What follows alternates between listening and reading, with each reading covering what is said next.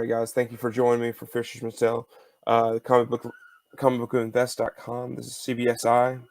I write for Fisherman Tale. My name is Chris Nelms. I am a writer. I'm also a podcaster. You catch me on Three Comic Money. Probably recognize my room if you caught that show. I'm a comic collector, but I have to confess something to you guys. I have not been a huge Star Wars collector. Now, I've been a huge fan for a long time, but I've not been a huge Star Wars collector until probably the past year or two, as I actually started writing. And it's when you start writing, you start speculating, you start to collect things and see things that you might not have done before. And if you read CBSI, you know there's some huge dynamic Star Wars fans that are a part of our site. They know how to look for books, they know how to dig things, and that's what I've seen. Especially here lately, ever since The Mandalorian comes out, everything's been popping. Every book has been jumping off the screen, and everything's been amazing. So, what do we do at CBSI? Well, we're up. We're actually ahead of the game on most things. So we started doing our own list. So we have, if you caught Ben C's list, there's an amazing list of top Star Wars first appearances. Then there's top 25, and now he's going through and doing it by the era. And before Anakin, after Anakin, during the before movies, after movies. It's a great little thing. I think he has one or two left to go, and he's doing a fabulous job of writing that. So hopefully you can check some of that out. Of course, then you have guys like Morello, who just a ridiculous Star Wars toy collector and prop guy and all those amazing things. And then of course you have Topher, who does the True First, and he's let us things know. He's let us know some things that are pretty cool about Star Wars first appearances, and he lets you guys know because he writes the articles. So that's a really cool thing. And then Walker, one of the things that got me into doing this article that I'm writing you is his Walker report back in the beginning of June did a piece, and he just threw up some pictures and that he had found of these Empire Strikes Back weekly, and within them, Boba Fett appearance is one of them, and it actually predates issue 42. So if you know your Boba Fett issue 42, that thing is jumping, it's skyrocketing because of the Mandalorian. So if it's not his first appearance, maybe there's some room to, just like the Spawn issues and some of those pre-first appearances, that might actually be worth collecting. So I got lucky. I hopped on eBay and I found this great little lot. And if you read the article, and I'll show you the article, I got this lot of 24 Star Wars Empire Strikes Back weekly. And if you internationally, it's UK. So you have to wait till you come in, and you always be careful because you're paying, if you buy the issue for $5, then you have to wait a month. And finally it shows up, but you also have to pay $30 for shipping. So you have to weigh your costs. I found this lot and I'm paying $30 for shipping anyways, but I get 24 issues. So it's a really great deal, great bargain. So I hope you like it. I'm going to share my screen with you here in a second, and we're going to look at what I'm posting on the site so you can see what's going on. So right here, if you can see on the screen, this is a Fisherman's Tale, and this is what you're going to see live on Sunday. And here's the picture that I saw, and this is what I bought. I jumped on this thing when I saw it because I was like 24 altogether, and I looked and I was like, hey, that's a really cool cover. I love that cover. And then I'll flip through. I'm not going to show you all the little pictures from this, but I eventually saw some of the key issues and some of the ones that you want. But I wrote and I give credit to different places where I found it. The first issues, and you saw it, and we'll talk about it, is the first 118. That's the first of the Empire Strikes Back. If you notice, the cover for 118 looks almost identical to Marvel Special Edition and Marvel Super Special. Sorry, it's a mouthful sometimes. Marvel Special Edition came out May 2nd. And then, it's up here. I wrote it in here. Marvel Special Edition came out May 2nd. And the one in the middle, Marvel Super Special, came out May 20th. And I found a couple of those before. And then Empire Strikes Back Weekly came out the 18th. Came out May 29th. So all three of those came out in May, right when the movie came out. These all came out. These are Special Edition, Super Special, have like all black and white. The first entire story of the Empire Strikes Back is all found right there. So what they did with the British magazine is they took the magazine and said, we're going to break this up into sections. So they ran it from issue 118 to issue 134. Marvel, the regular comic book, ran from issue 39 to issue 44. So like over 6 issues they did the story. Over however many, basically they end up doing 3 issues for each Marvel comic. But there's some of the cool things that you see when you look at some of these magazines. Inside that first issue, you get a picture of Boba Fett right there. There's actual images from the movie are already in here, right when the movie came out. I think that's sort of cool. You can flip through, and there's a couple of about 2-page article in there. So issue 39 looks like this, and then 118, 119, and 120 all go along with issue 39. So 118 is the exact same cover as the special edition super special. Notice here 119. Look who you got on the cover. You have Luke, you have C-3PO, you have Chewie wearing a mask, you have Han and Leia, and then you have Lando. If you know your Lando doesn't become popular, or not popular, but he doesn't enter the comics until issue 43, after the Boba Fett issue. But there he is on the cover. Now, he doesn't appear in this issue, but he appears on the cover of 119. I thought that was sort of cool. Here's some images from here. I mean, check that out. Check out this one. Let's see. Look at the AT-AT, or the ATA. I mean, isn't that thing awesome? I mean, sometimes black and white just does things better. There's Luke getting his face put back on after the attack and everything. It's pretty freaking cool. So now we go back to issue 40. There's Star Wars issue 40. And then the 3 issues that go along with it are 121, or sorry, 122, 123. Yeah. And you see him here. Or sorry, there's 121. I was like, where'd he go? 123, 2, and 123. Now, 123 is important. This is why this issue could be important. I opened it up. I mean, when I got the lot, I pulled them out and I opened them up. And there's this contest in issue 123 with a drawing. It's one of those, how's the picture different contest. And the contest itself, who cares? Though it would be pretty cool to win Han Solo's Millennium Falcon. What's cool is look who's behind Darth Vader. Boba Fett in issue 123, which this issue came out all the way in July 2nd, 1980. Boba Fett didn't appear until, I think it's September. But July 2nd is when this image happens in issue 123. So that's sort of cool. If you're one of those, like, I think of Spawn, that's the one where everyone's jumping on previews in Rust comic and Malibu 27, and then there's more ridiculous ones that Topher has found that people are just going crazy for. I mean, shoot, you got the Miles Morales stuff. Here's Boba Fett much earlier. I mean, a whole 2 months earlier. Then you have issues 124, 25, and 26. You can see the covers. This is issue 41. This classic. I pick this up whenever I say I love images of the Millennium Falcon. Sorry, it's jumping. Then you get these, and these are some images from inside the different comics. They take the black and white images, and then I don't know who the artist is, but they go through and they illustrate it themselves, and they do something weird. Like, I actually really like the stormtroopers here, but Darth Vader just looks like he's put on some weight. I mean, who knows? Then look here. I mean, look at Han Solo and Leia. What is going on? Chewbacca looks like a Snuffleupagus in the back there, and you got C-3PO. Hey, there's your red C-3PO right there. But then you finally have the exact same cover. So all this is happening for issue 41. It's covered in these issues. So not a whole lot happens, but one of the things I did notice is I clicked up and I opened, and the splash page for the last issue there,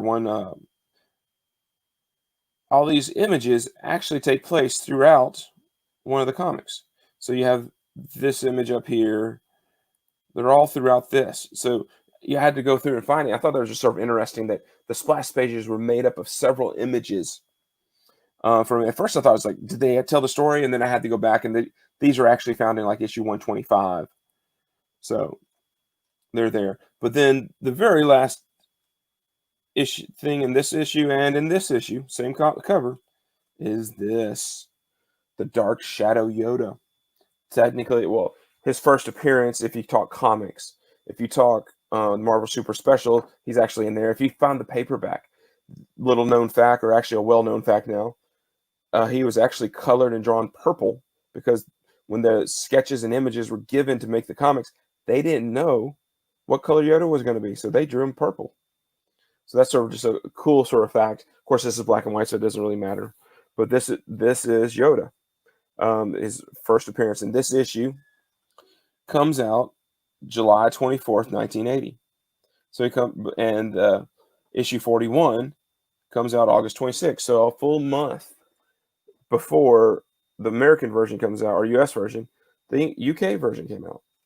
Just putting the thought out there. Now here's where the big boys matter. Issues 127, 28, and 29. Of course, 42. Going crazy. Shooting up there. 9.8s are hitting, I think it hit 800 a month or so ago. I'm not sure if it's gone down or up since then. But the splash page that is, went the wrong way. The splash page that's in here, the beginning page, is the same one that's in issue 42. A beautiful image of Boba Fett. He doesn't appear anywhere else in this issue. He does appear in 28, and which is sort of fun. Not sure about, almost sort of looks like a He-Man type drawing of Luke there with his Powers of Grayskull cover. And then Han Solo wearing the mask as well. But you do have a Yoda drawn on the cover. Sadly, I did not get this issue. Though the drawing is not my favorite, you do sort of have it there. But this issue is a beautiful cover. Great Boba Fett image. This image is a sort of conglomerate of a couple of images where you find Boba Fett in the issue, and they sort of spliced them together to give you this great Boba Fett cover.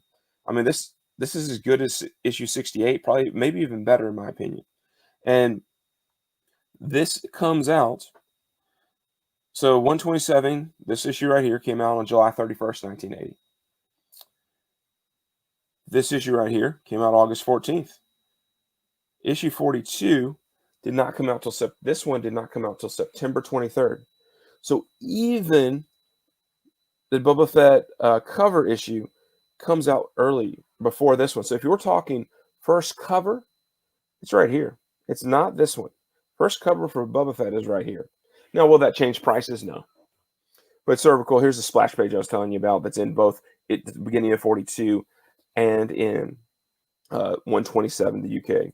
Now, one of the cool things that happened in 42, if you actually open it up and you go to the back at the end of the issue, they have all these pinup things. That's something Marvel did back in the early 80s. They have pinups of different things. And issue 42 has, I think, 4 or 5 covers from Empire Strikes Back Weekly. Not the covers coming up, or not 127, 28, and 29, but the covers before that. So it's sort of cool that they know about each other. It's not just a reprint, everything. Then you hit issues 130, 131, 132, go along with issue 43. 43 is the big Lando issue that is slowly creeping up. I mean, it's going from $5 to $15, maybe $20. If Lando becomes more popular, then it might jump as well. First appearance, same splash page matchup. One of the things I did think was sort of funny when I was talking about how they took images to do the covers. Here's one here. Here's Han punching Lando. This is the image that gives you this cover here.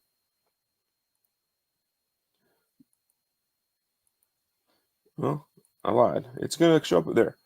Look how badly it's drawn. But they do pull out the shadows. They give you Leia and Chewie. You can tell it in the shadows, but they make color. Han looks like a caveman punching Lando. For some reason, they all look fatter. And one of the things that we sort of determined is that they might be like shortening the pictures to not cover up the trade dress at the top. Because we finally get down here, this issue, the last issue in the series, where the big Luke, Darth Vader fight. And the only issue I got out of the 24 issues from this set is I got the Empire Strikes Back issue. The one that the exact same cover. And if you sort of see it, look at the long lightsabers.